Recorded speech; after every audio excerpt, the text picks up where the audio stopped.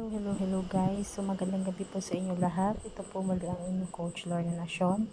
Sa ngayon po ay i-withdraw na po natin ang ating po 100 US dollar na um,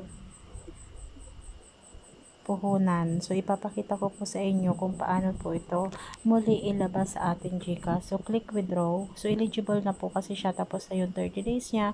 So pwede na po nating ilabas. So click withdraw. So ayun guys, is completed na nga po yung kanyang withdrawal. So ngayon ang gagawin po natin ay pupunta na tayo sa withdrawal. So dapat po ay nakalagay po dito ang inyong wallet address po sa GCash para po doon ay pumasok. So yan guys, nilagay nga lang natin yung $100 at nag-submit po siya. Ayan, so pumasok din agad-agad din siya sa atin pong email, at pumasok din na napasok na nga siya, nasa GCash na daw. So ngayon, ang gagawin po natin ay pupunta tayo sa GCash. So ayan nga po guys, meron po tayong 1,440 po na balance dito sa ating GCrypto. So ayan, pumasok na po agad-agad ang atin pong withdraw dito po sa ating GCash. So makikita nyo po dyan, ayan yung atin pong withdrawal tayo sa ating GCash, no? So meron po tayong wallet balance na 4,208. So i-click natin tong trade USDT.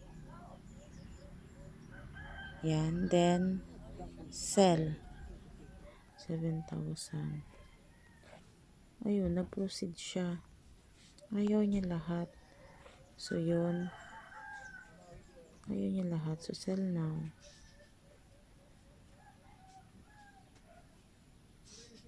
Ayun. So back to dashboard. Nasa peso na siya guys. So click natin yung withdraw. Then 7,000. Yan. So madadagdag na siya sa ating pera. Yan. Continue.